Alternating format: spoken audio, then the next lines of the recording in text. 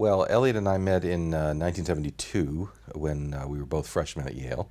I met him while he was playing under a tree in the old campus at Yale. He was playing Bach, and a mutual friend of ours dragged me over and said, "You have to hear this guitarist." And there was this very bushy, sideburns with wild hair, a young man who was gesticulating wildly facially and playing the most divine guitar I'd ever heard. Before I had met Eliot, I had about zero interest in the classical guitar. I actually played a little bit of guitar when I was growing up, but my main instrument was piano and percussion. So I was able to play a few basic rudimentary chords on the instrument.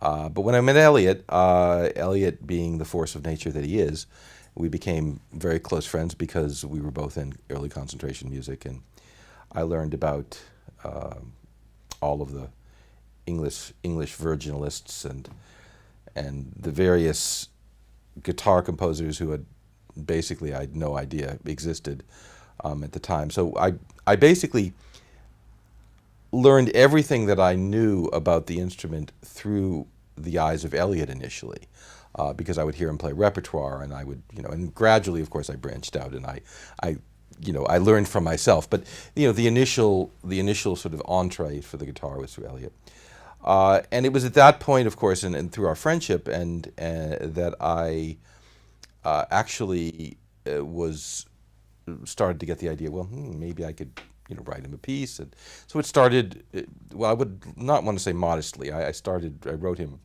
when I was very young, like the first year, I wrote him a solo guitar piece. Was one of the harder pieces written for the instrument. It was modeled somewhat after Benjamin Britten Nocturnal, sort of variations called Canti Notturni. And that sort of started us off. And over the years, as we remained friends, obviously, after university, and I wrote a number of different pieces for him and for him with Paula Robeson, the Mountain Songs, which has become rather well known, and a piece called Notes in a Southern Sky, which is germane because it's actually going to be on the recording, was another piece that I wrote relatively early in 1980. So all of these pieces started to populate my output as I was writing for other things and other media, but I would always return to the guitar, much like some composers always go back to the string quartet. That's their sort of, and for me it turned out that I was going back to the guitar. So the natural impulse, I think, was to talk about writing a guitar concerto. So we started talking about it relatively early in the 80s, I think.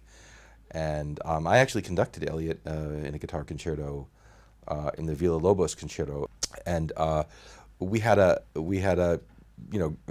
was lots of fun to actually see the guitar interact with the orchestra.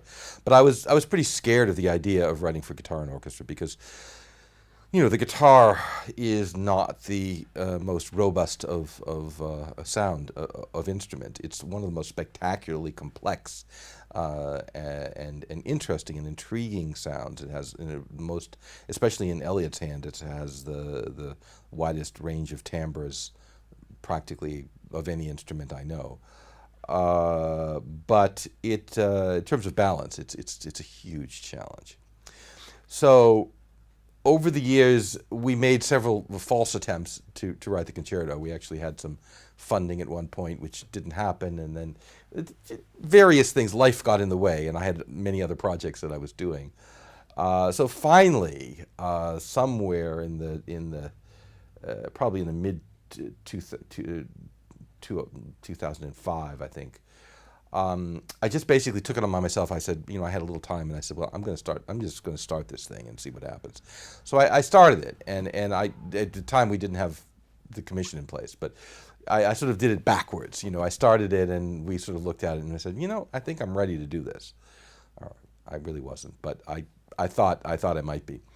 And so we sort of put together a consortium based on that, and it still took another 3 or 4 years, and finally the piece was ready in 2009, and actually, the initial performance of the piece was done up in Albany, and it was only 2 movements. We only had 2 movements ready, and the 3rd movement has yet to be written. And then the subsequent performance 3 months later was the actual premiere of the full piece, and that was done by the ACO at Carnegie with Dennis Russell Davies, and that was the actual premiere. And I believe that was 2010. So that's the genesis of it. That's what happened. But it took a good 30, how many years did it take? It took a lot of years.